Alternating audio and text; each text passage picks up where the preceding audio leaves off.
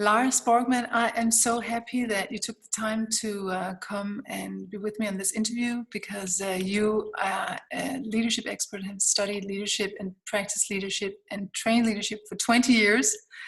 And now is the time where we really need your leadership. So thank you so much for coming on board today. It's an honor. Yes. Great honor. So you have been a pioneer, leadership pioneer. Tell us a little bit about in which ways you have studied or trained leadership, because you've always been doing it in a little bit different way than other consulting companies and leadership training companies. So just to give us a little bit of background about the difference that you represent. I think for my personal path, it was very much influenced that I actually started out from the therapeutic path. I have a background there working systemically with therapy, and on a very early time in my life I happened by strange circumstances ending up in a desert all on my own, and the impact that experience had on me, being left in an absolute barren desert for 3 days and 3 nights, it was like a revolution to my whole mindset. And this experience has in so many ways inspired me and changed me. And what happened after this was that I saw that as well as much of things that is going out in the world, I realized that everything in the outer world starts with a deep exploring and understanding of the inner perspective of the world.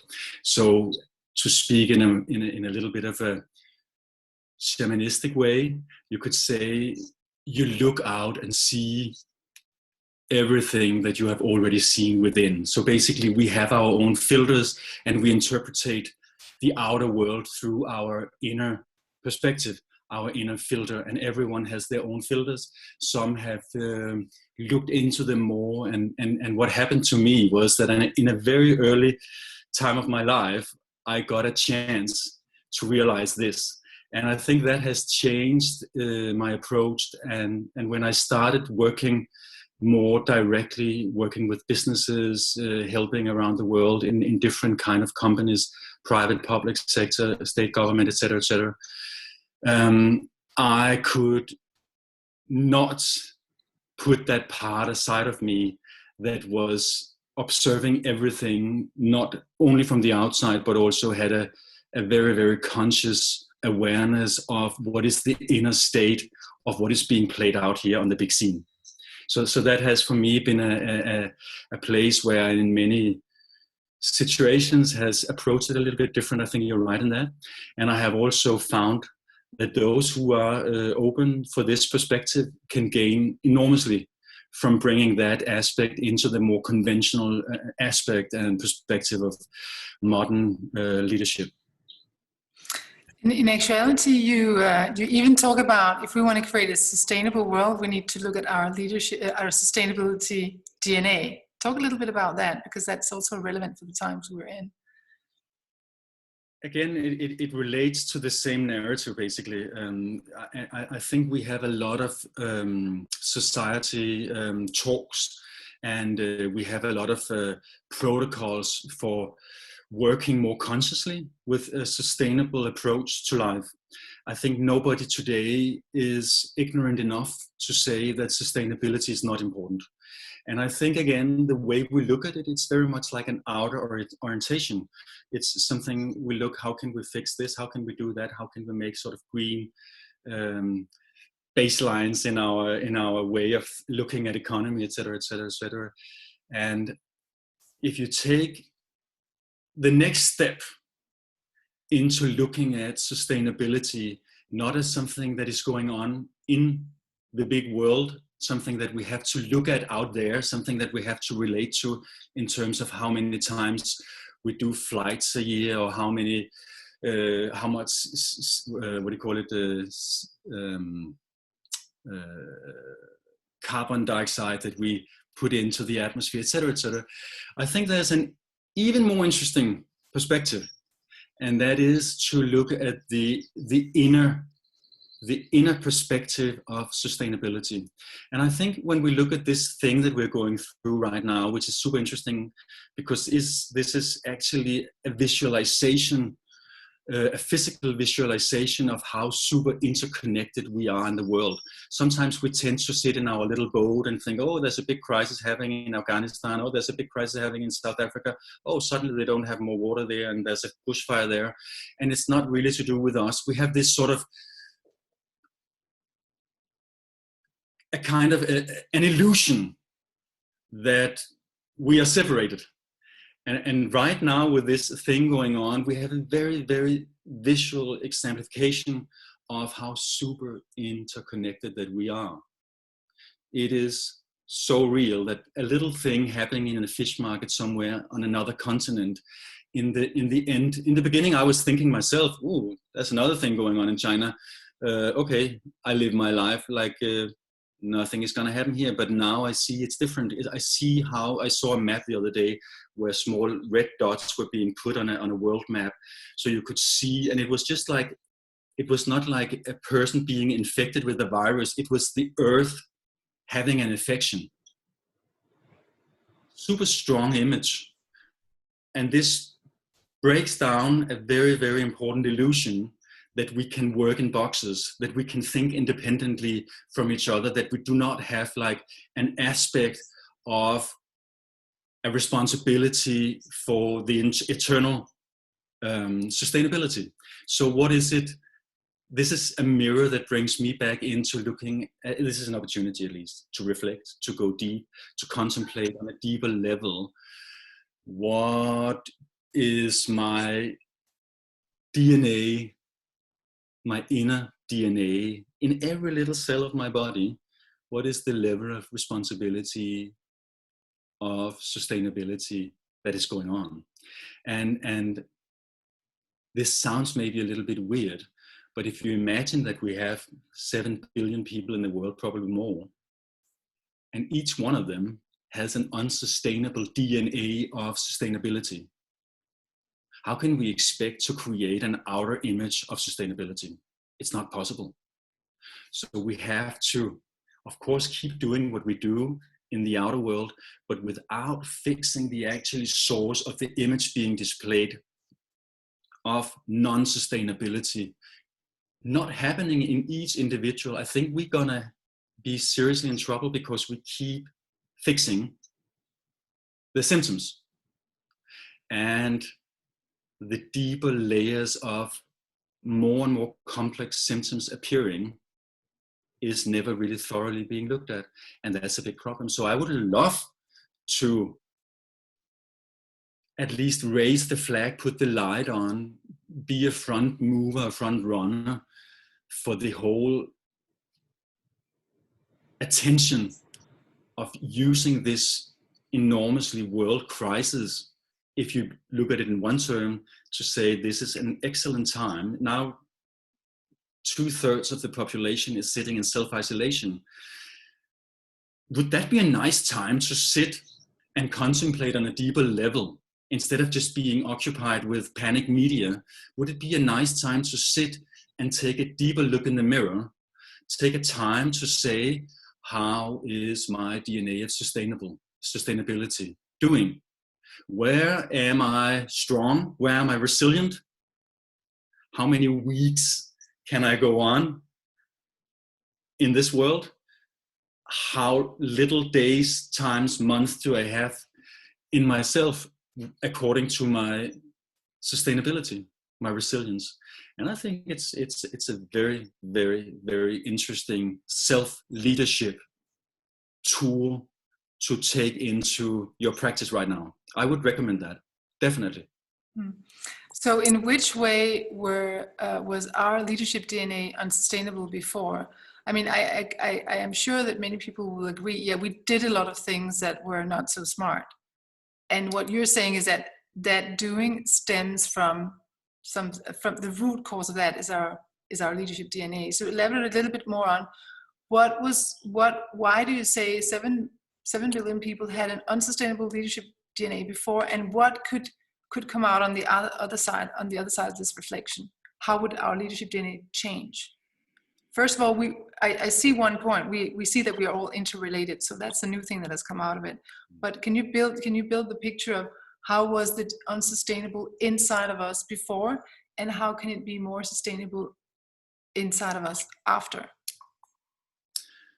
Yeah, I think I would go and move a little bit back with this question, because if I look at what I see the most when I'm working in very ordinary, beautiful, amazing organizations around the world, what I realize there is that there are some main issues going on. And just to mention some of those that I see again and again and again, and it might be different for others, but this is what I have a chance to look at, because I get a chance to look in and see what is going on, hear stories, and there are some patterns in these stories. And these patterns create sort of a pattern of the culture that we have created, which is basically the way we have decided the world should be. And some of these patterns is that we have built up a society where people, they feel under stress. From complexity, from minutes and seconds. People, they have a lot of underlying fear. They have difficulty with coping with the complexity and the massive change that we expose ourselves to. This is all happening due to the way we have chosen to say this is normal living. And it is only normal living because we have decided that this is normal living. Right now, we have another condition for normal living. 2/3 of the population is doing something entirely different than no one could imagine like a month ago. But it is normal now. So we are more adaptable than just being taken away by circumstances that says, okay, we have built a society where everyone has to run so fast that they lose themselves. They get stressed, they get depressed, they have fear, they have anxiety, they have basic, their DNA of sustainability is not fitting with the model of society that we have created to live in. So basically we say we need to have a good life, so we build a society where we live in a way that is not sustainable for the individual. So just to look at that, I could say, how could we, if we put it in an even more sort of large-scale picture, we have a global Earth that produces trees, oxygen, water, everything that gives us the 7 billion inhabitants of this global Earth here, creates certain conditions for our living conditions. So we have a globe that is screaming for our attention. And this globe is not saying, if you just hurry a little bit more, it will all be fine. This globe is basically screaming, whether we hear it or not, it's screaming for slowing down. We need less, we don't need more. On the other hand, every time I open a newspaper, every time I open, watch news, I see everyone's solution to this crisis is, we need to get on the other side of this so we can get everything up running again, so we can get the whole wheel, the whole speed, the whole rhythm of nature that we know it as civilized modern society. We need to get that up running again, which is super contradictory to what the Earth that we actually live on calls for. So we call for let's get back in speed, and we're living on a planet that says, if you do that, I cannot be with you. And I think there is something here. For me personally, how can I be active in a society that distinct my children's ability to have a life? Not possible. And when is it that we are ready to realize this? When is it that we are willing to be facing that grave picture? When is it that we, as politicians, as economic models builders, as just ordinary families, that we are ready to say, there will be no change in this world before I choose to change with my 7 billion brothers and sisters around the world? That's, I think, could be a massive opportunity that this interesting situation we have right now is bringing to us. So it's like, I see it almost like a messenger. It's almost like a messenger from Earth itself. Look at this, learn from this, and respond to this. Your choice, but here's a gift to wake up. We are moving into the unknown, and we have been doing this all the time, but now the unknown becomes super real. So it's more difficult to fall asleep than it used to be just like a month ago. Everyone seems to be pretty happy with their traveling and their winter holidays and ski holidays and new cars and more building, more this, more that. And I think that is just not fitting with the reality of our children's destination. There was a beautiful quote from a Native Americans that said, we didn't inherit this world from our ancestors. We dearly borrowed it from our children. And it is time to embrace that. And for me as myself, I'm not talking like someone who is doing this, but I see that there's a huge need for self-confrontation here. And that's why I think the aspect of the DNA of sustainability is interesting. And we cannot just project it out and wait for some clever politician or a Swedish girl, someone to fix it for us. It is within our own system where we have to start a revolution. There's been so many revolutions, but this one is a wake-up revolution. This is like a spiritual, it's like a let's survive together. We are all in the same boat. That is obvious now. We are all in the same boat. All in the same boat. It's obvious. And if people don't see it now, they never will. And I think it's interesting also that this is the first time maybe in history as I know it, where everyone on planet Earth has been occupied with the same issue. I don't think it has happened before, but now it's a reality.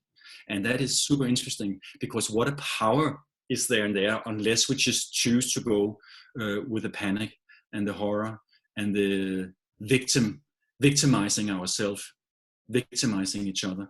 So it's like a huge call. Yeah, I find it quite interesting that, and thank you so much for your perspective and everything it took for you to get to that perspective. I know you have been not sparing yourself in experiences that brought about these realizations.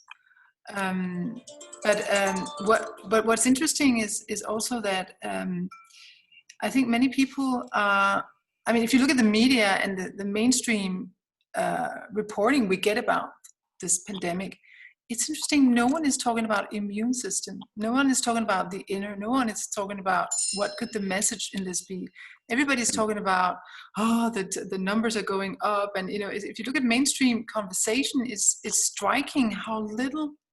I mean, I don't understand why we don't have one mainstream media conversation about what about if we amped up our immune system? What would that take? What is the immune system from the inside? You know, your thoughts, your emotions, I mean, it's 80 years ago since quantum physics tried to tell us that the inside world and the outside world is related.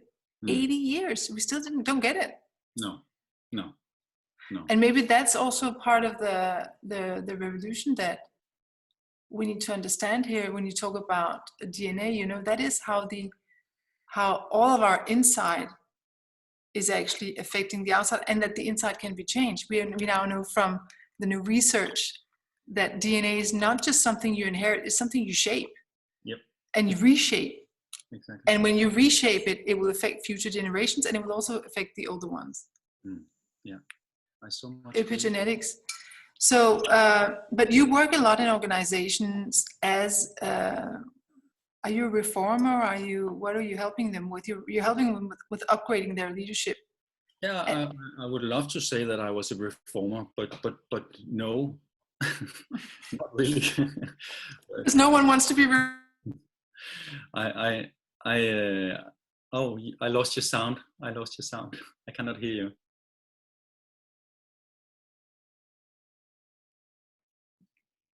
Kirsten, I lost your sound. I cannot hear you.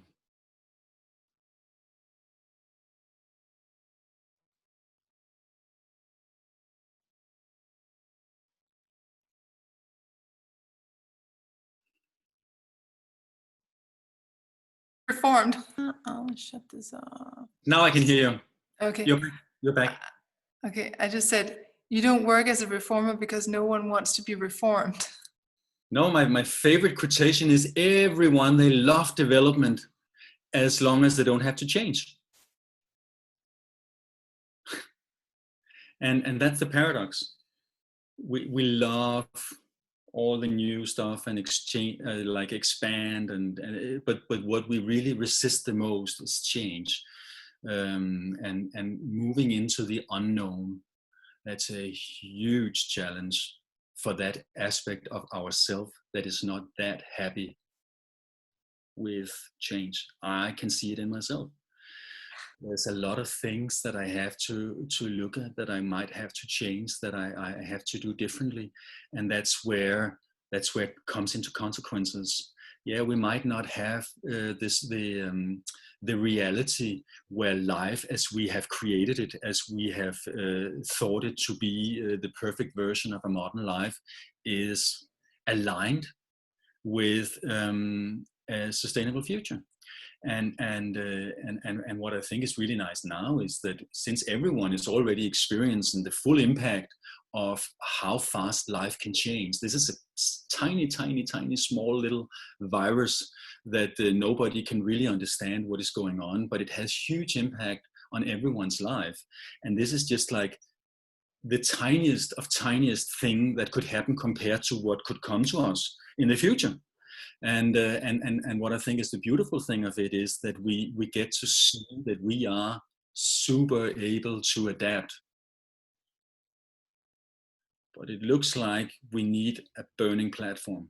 And you don't have that burning platform if you are ignorant, if you are living like life is forever. And so I think that aspect is beautiful, because it's a little bit like a, what do you call it, like as a kid, I remember we had these exercises in school where the fire alarm went off and all the kids had to run into the schoolyard, and we had to stand there. We had to practice in case there was like a fire, we knew what to do. And I think this is kind of the fire drill we have here, where we all get a chance to practice some of the disciplines that will be needed. So what scares me the most, compared to what you just said, in relationship to what you just said before, the one thing that scares me the most is that I know the impact of fear in each individual person on this earth, created by the circumstances, affects everyone. And I would be super unhappy to be in a world with 7 billion people's body systems fear radiating into the universe. That's kind of a nightmare situation, because we know we affect each other. I mean, the Heart Math Institute have made beautiful proofs of how everyone within a range of 7-8 meters is affecting us, and our heartbeat, our whole system is affected. So if I'm in a planetary situation where everyone is engaged in fear, that would be a nightmare, disaster for me. So that's the one thing. How can we change our minds to be fear-based, into be investigation-based, being contemplative, and being actually willing to use that part of us that is very uncomfortable with losing ground, to find that courage, that willingness to radically change when we have the time. I think that's kind of super important thing that I would say that's important, and we need to find some ways to help people with that. Because my son, he's now 13, and he said the other day when I took him back from school, he said, I asked him about the media, how he was affected about this whole situation, and all the things coming out of the newspapers and stuff like that, and he said he had noticed that there was a lot of panic consciousness, and he basically decided that he would be more interested in looking into the more scientific approach to what was happening, so the underlying principles of it. And I think it's quite fascinating. They have a 13-year-old boy that realizes this, that sees that there's a panic media. They sell better from spreading panic. And you have a 13-year-old boy who says, I don't like that approach really, because it doesn't really help me. So I choose to look into what is going on, what has science to say about this and this and this, and what perspectives are there. It's like a more perspective-based approach. And to find that in my own son, 13 years old, I think is amazing. And I even got inspired to say, yes, I need to lower my own impact of panic state media, and be more productive. And I think that's also why I really value sitting in this conversation here with you, because I think there is so many more relevant ways that we can connect and learn from right now than just reading about panic creating numbers and deaths and tragedies and stories. They are all relevant, of course, also, but we need to be very wise with how we access the impact all this has in our body systems. So again, we are back to the DNA of sustainability. Yeah, and on that note, I'd like to, you teach leaders how to operate in new ways, and what do you teach them about fear? What does fear do to, why is fear a problem? Why, I mean, fear is a natural response to danger, right? So what is the problem with 7 billion people being afraid? Because your system locks down when you go into fear. I mean, you become very, very, very unproductive to your own health, your own good, and to the people around you, health and good. So it's like it's natural to be in fear, but only to be it in a very short time, for your system to be able to react and get yourself into some sort of safety. And if we all sit and wait for some politicians around the world to get us out of this state, we're lost. So we need to take the self-responsibility of saying, how can I work with this state of moving into the unknown and all the things that is happening around me.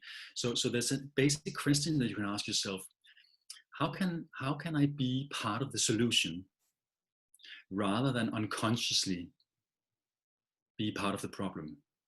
And I don't think anyone really wants to be part of the problem, but I think a lot of people, they have questions to the simple thing: how can I be part of the solution? And I think here there's a tool to acknowledge I make a difference. I think it's so fascinating with this girl, Greta Thunberg. If someone before she entered the stage would have said, yeah, maybe we should hire like a 13-year-old schoolgirl from Sweden to be the main representative for the global change situation, I would have said they were insane, not possible. But the fact that this one person, just by being super passionate, being super responsible, being super willing to dare, has created something that I thought was not possible. And that is 1 out of 7 billion. Let's imagine we had like so many more of us being that willing to take that amount of responsibility within and without. And that's the beauty of it. I think there is that potential here, because the wake up is there. The question is whether we just want it to pass so we can get back to normal, or if we want to learn and move into the next level of building sustainable societies that is also there for our children and grandchildren. And that I would call that to be part of the solution. To find that within yourself, find it with your neighbor, find it with your business, find it with your local community, find it with everyone that is willing to be engaged in this process. So let's say I'm a leader in a company and I'm pressured right now by the shareholders, by the employees who are afraid of being fired, and I actually had to fire a lot of them. My cash flow is catastrophically low. I'm actually on the verge of closing my company. And here you sit and say, yeah, fear is a bad solution. So what would you advise me to do as a leader like that? Because that's the reality of many leaders out there. They are firefighting right now. They're really trying to, they're trying to not drown. It's also my reality, just to say that. I mean, I have my own company and everything is closed. So it's also my reality. So I can feel that question within myself. I mean, but when you ask like that for people, I know people personally who are responsible for a lot of people, and they are having very, very hard times. And that is a very, very, very difficult situation. I'm not trying to take that away. I'm not trying to take that huge responsibility that these people, they take for so many other people, employees and financial situations. So it's not like I want to downplay that reality as something that you can just sit and think a little bit with yourself and then all will be good. But I think to answer this question, I think it would be a good idea to sit down with your finest and most trusting people. Take a look at, this is not just a little blurb in the surface. This is like a real wave coming at us. And if we take this opportunity right now to look at, if we want to have more resilience in this company with whatever is coming, if we want to have a more grounded and sustainable approach to not just our own little circle that we would call the company and our employees, but the broader aspects of all these bubbles. Because the thing is, every business is a huge, important part of all the wheels that makes whatever is going on run around. So there's a huge potential in every single organization. So if every single organization go in and on a deeper level take time, not just to put out the fire, but to go beyond the damage control, go beyond and say, how can we transform this organization that we have into something that has more resilience, has more sustainable approach, not just to our local society, but also to the what the world is calling for. I think we will naturally become more attractive to our consumers, to our customers, our clients. And I think we would feel better within ourselves because we knew every morning that we woke up with those employees that we have, that we are part of the solution. We are working hard on creating that little thing that all the other ones next to me are doing also their little things to make it more possible, more realistic, more likely that we are building a future that we would like to live in, rather than we just close our eyes and hope for everything to be all right. So it's I know this would be a very abstract advice that I'm giving right now, but if I should make it more concrete, I would say, yes, do the fire damaging, and then also take this opportunity to go deep, spend a week somewhere, maybe right now when you're quarantined with the 5, 6, 7 people, and go deep, go really deep, contemplate, reflect, ask yourself the important questions. Who are we? Where are we going? What is our contribution? Etc. These deep existential questions that Earth people around the world has been gathered around fires and circles for thousands of years to ask. We need this kind of deep existential focus back in to support the underlying structures of how we choose to build our financial models for the future. Because if we just keep on doing it right now, where the main key factor is growth. Growth, growth, growth. That is what I hear everyone talks about. We need to get the wheels back up running and make sure we get the financial growth back on track.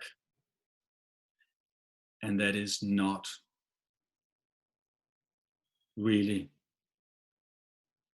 what is needed if you look at it from a more wisdom perspective, looking at sustainability. So there are some obvious conflicts here between the financial models and the call from the earth, and how to breach this conflict. I don't think there is any simple answers to this, but I know that if nobody chooses to look into that gap or that bridge that is maybe not even there, then I would say then you leave the future of the world without leadership. And we have so many beautiful, amazing leaders around the world doing amazing job all the time, and they have had like one focus. And could we say, let's use some of all that brilliance and bring it into a new dimension of leadership that is not just focusing on profit and growth, but is on the deeper layer of each single CEO, CFO, integrated into a much larger perspective that includes more than short-term profit and thinking, but go into like the long-term sustainability, where each of these people's grandchildren will thank them from the bottom of their heart for doing something right now, to be those who were willing to change things when there was still time. I think that would be a beautiful narrative. That would be a very beautiful. If you want to be a legendary leader, that's the way to go. If you want to be an illuminary leader, that's definitely the way to go. And I'm in touch with right now, as we're speaking, that what I think that the crisis has done is to level us all out, because rich or poor, we can be equally affected by the virus, and it's equally. I mean, of course, it's worse for the poor people who don't have access to medical equipment if they would need that. But it's not fun for anybody, and everybody can die from it. So, in that sense, we are hyper equal right now. Yeah. So, and I also think that the virus puts us in touch with. I don't know if even if I'm not directly affected, I could carry the virus and affect you. So I think we all have an increased sense of our responsibility for not affecting others negatively. Yeah. And if we could transfer that, if we could import that over into the business environment and say, in which way could I be at risk of, with my daily practices, my mindset, my work, my way of organizing work in this company, and my purpose of this company, which for many companies is just growth, as you say, that's the only purpose. So in which way am I affecting the whole negatively? Am I at risk of actually damaging other people with this approach? I think if we could copy paste that mindset, it would be very beneficial. Yeah. Because that's what's happening now. I mean, people are sitting, and I'm not blaming them, because it's just a habit, and it's just people do what they're allowed to do. So it's just been working so far. So, but when I talk to leaders in organizations, they say, we can't just do things differently because we have a responsibility to the investors, and they demand absurd rates of growth.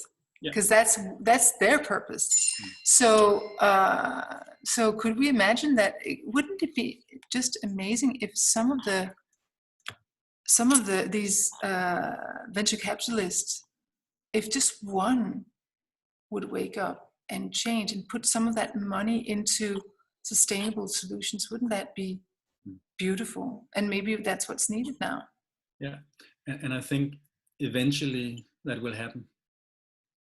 And I think it will be more attractive to more people to invest in these capital funds that would be taking a larger global responsibility. I think personally, I would rather go with that than going with one that has like a single focus, which is just gain and greed, because it would not in the end serve me or anyone to continue with more gain and greed.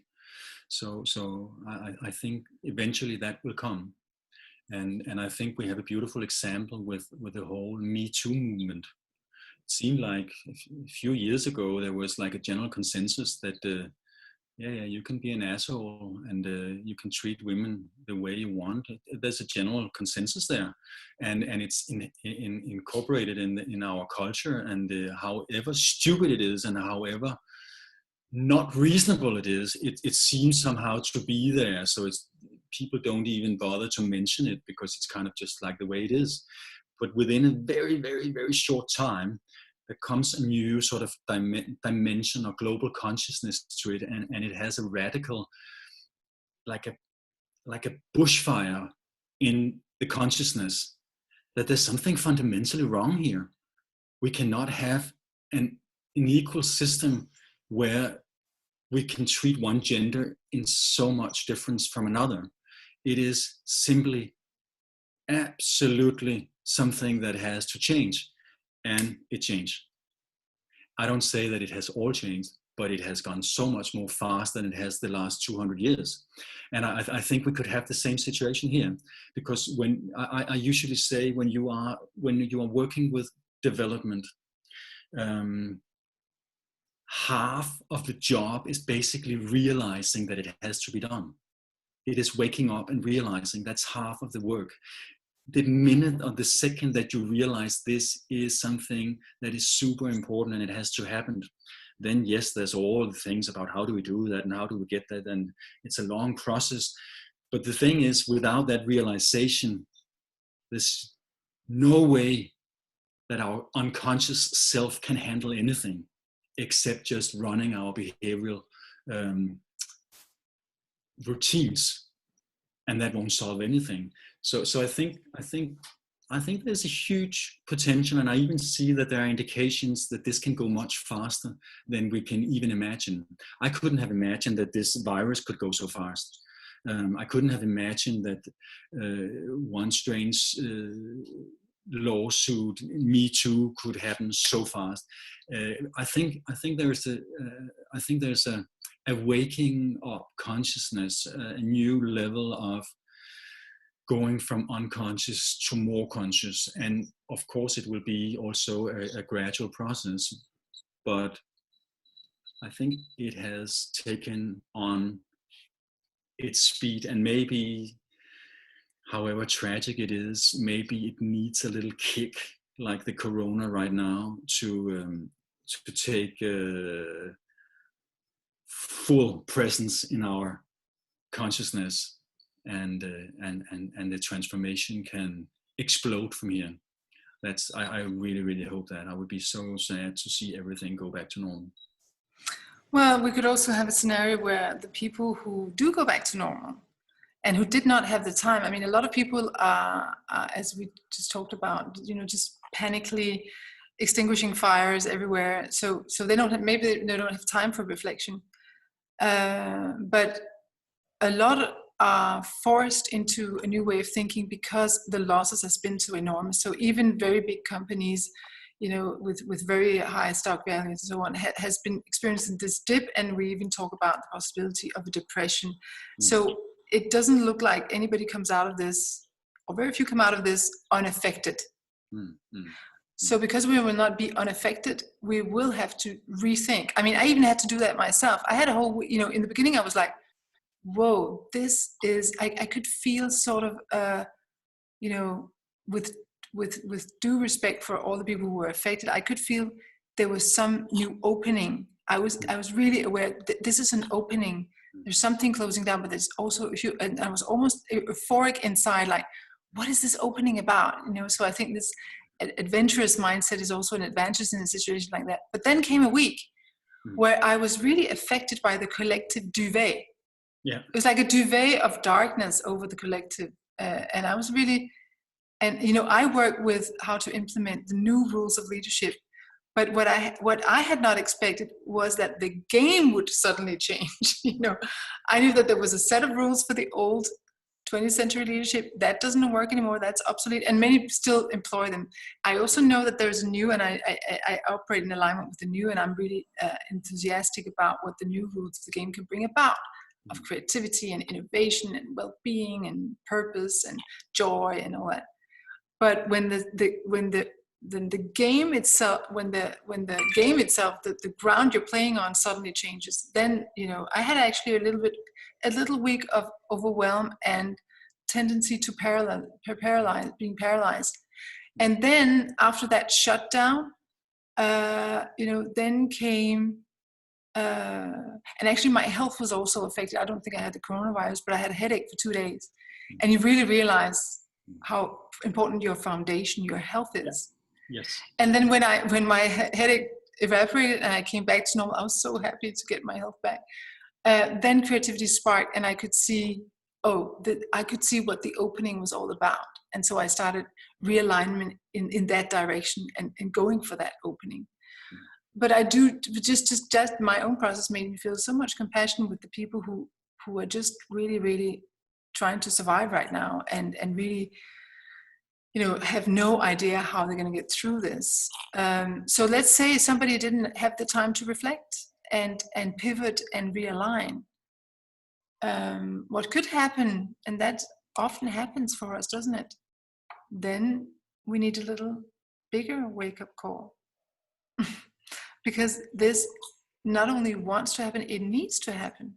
And we know for a fact that if we just continue like business as usual, we will need 3 or 5 planets in 2050?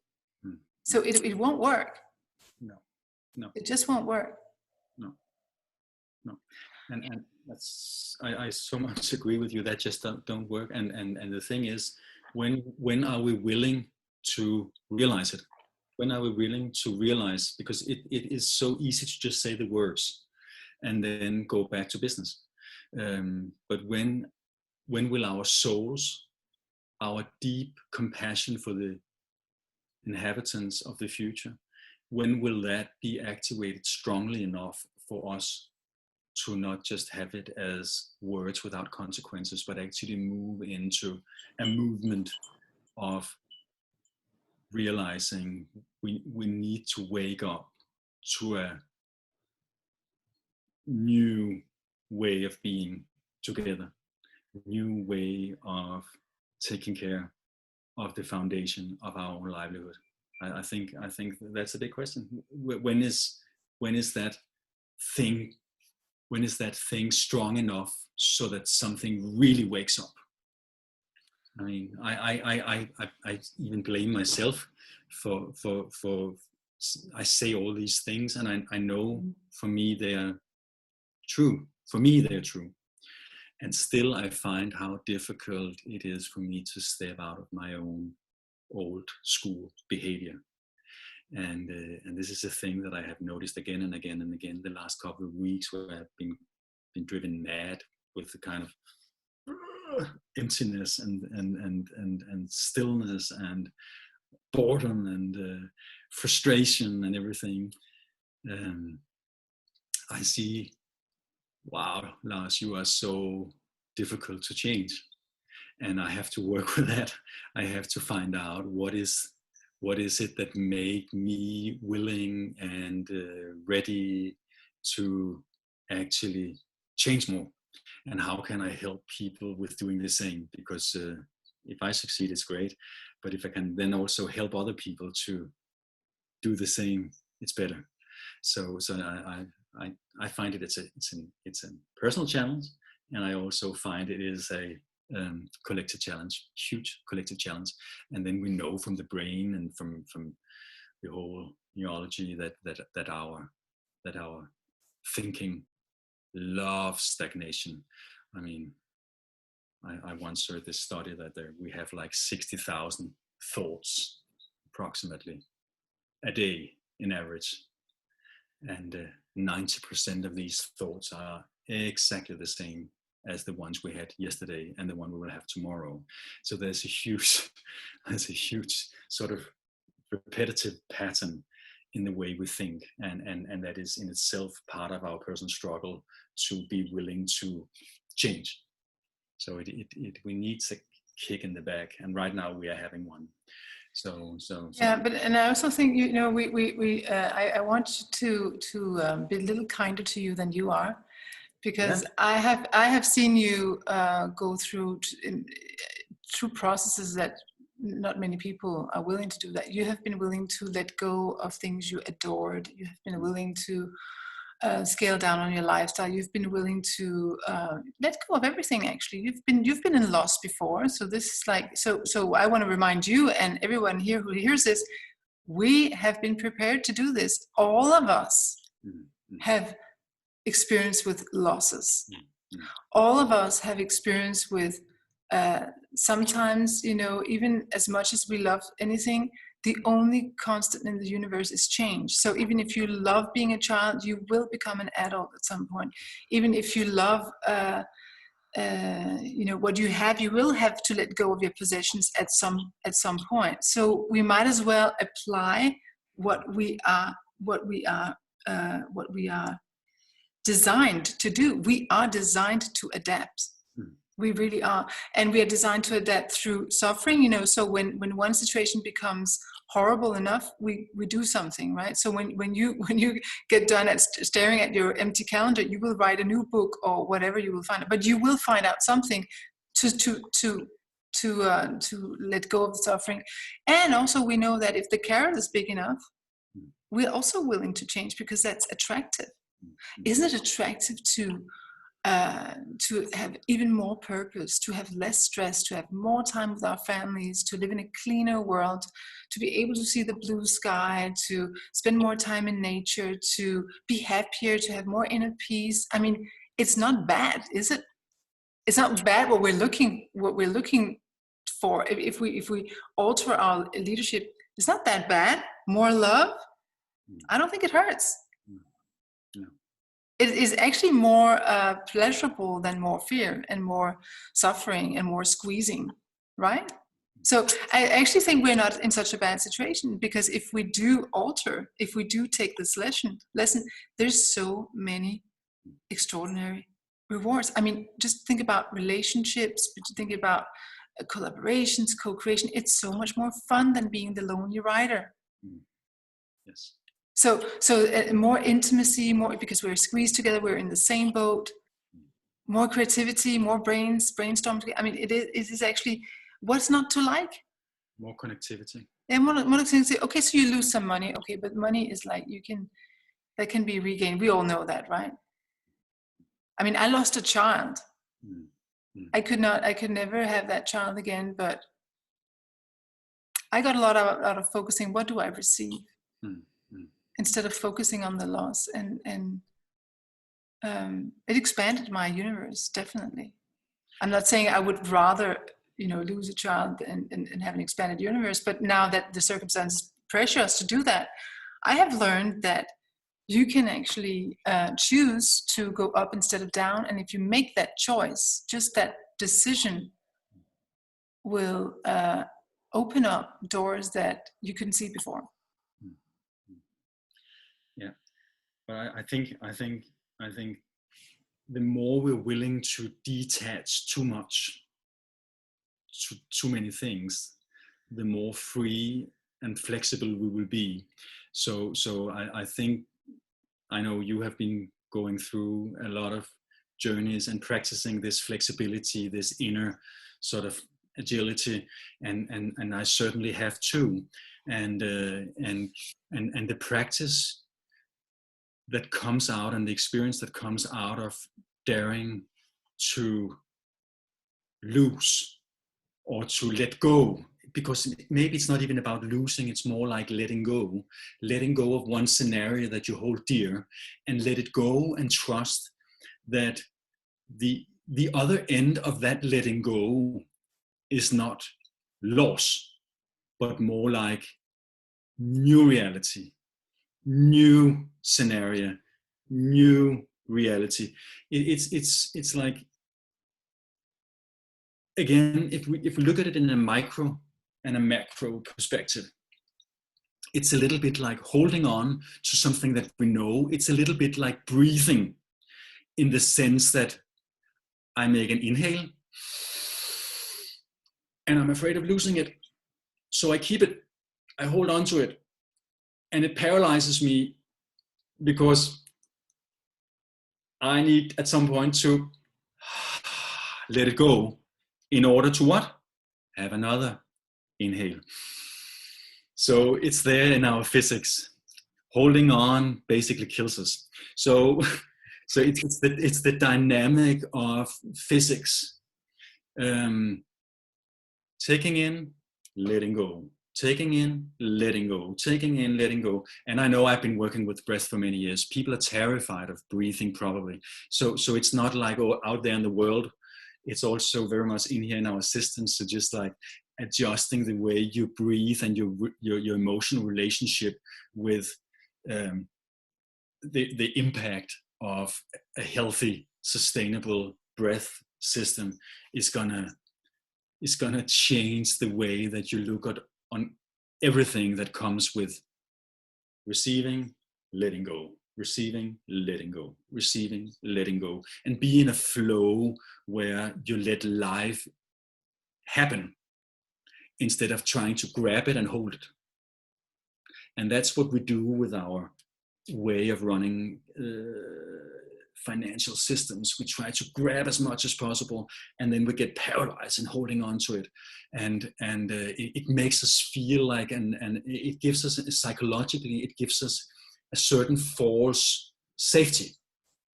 We think that the more we hold on to, the more safe we kind of are, and it's terrifying to lose possessions. It's terrifying to see some of it going away.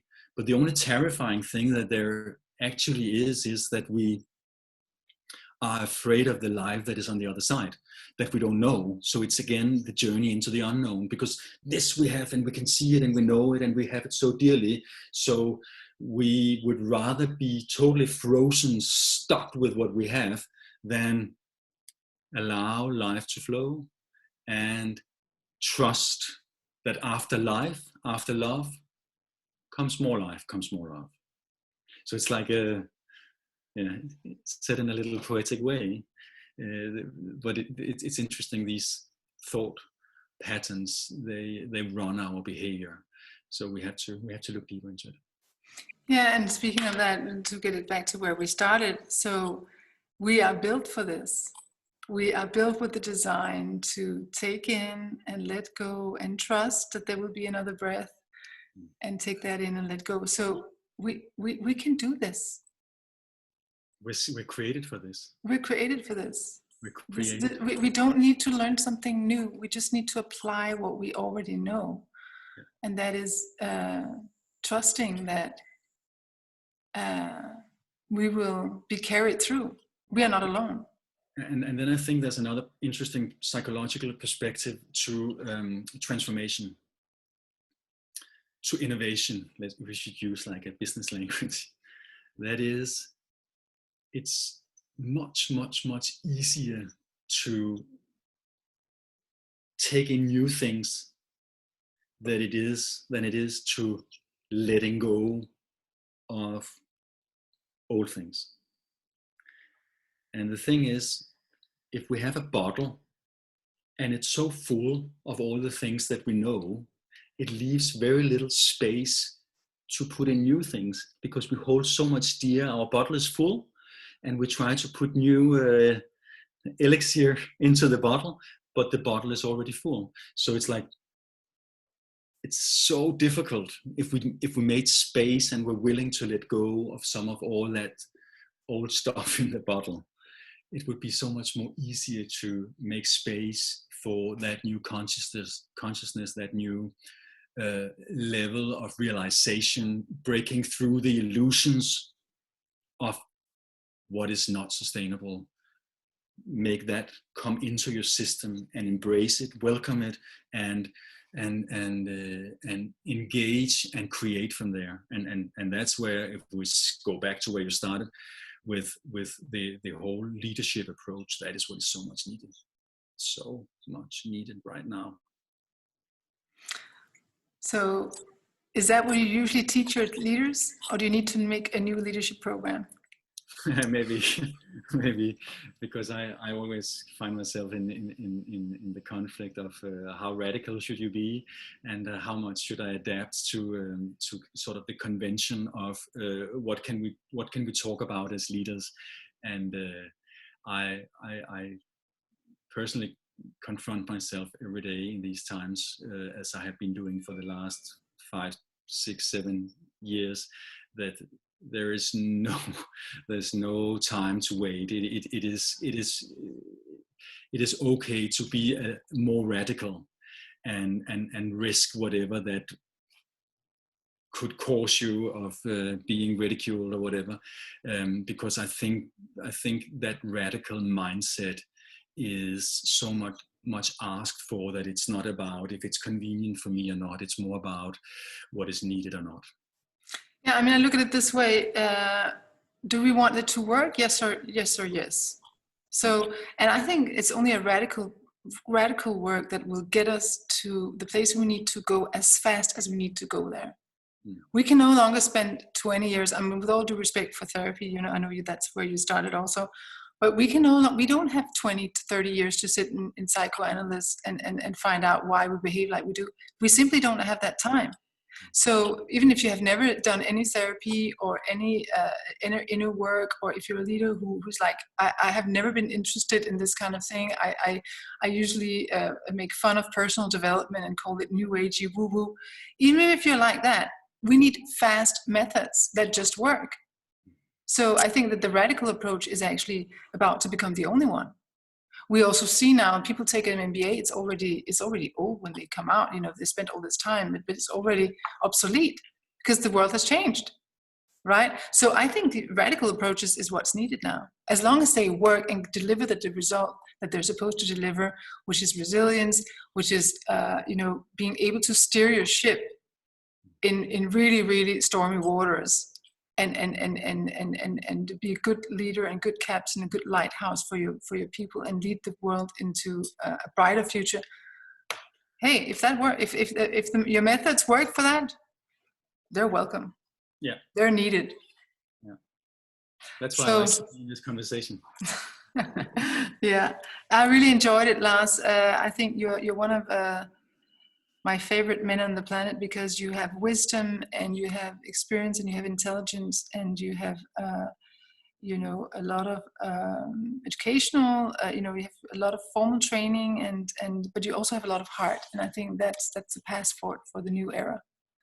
And it always makes me so happy every time I meet that in a man. It's not to say that men don't have hearts, but a lot of men have been trained to not operate with open hearts. So I really acknowledge you for being one of those who do. Thank you for saying those beautiful words. Yes. So let's go ahead and create a bright future now that we have the recipe. Thank you so much, Lars. Thank you so much. Appreciate it. Thank you so much for watching, and thank you for enlightening us with your perspective by leaving a comment on the blog. And while you're at it, don't forget to subscribe to my newsletter so I can keep you posted on 21st century leadership trends, tips and best practices, plus give you access to more interviews with thought leaders, innovators and other inspiring pioneers. Let's also connect on social media so we can interact, dialogue and gather a big enough community of luminary leaders to make a world-changing difference and co-create a bright future for all. Thank you again for watching, and hopefully keep in touch.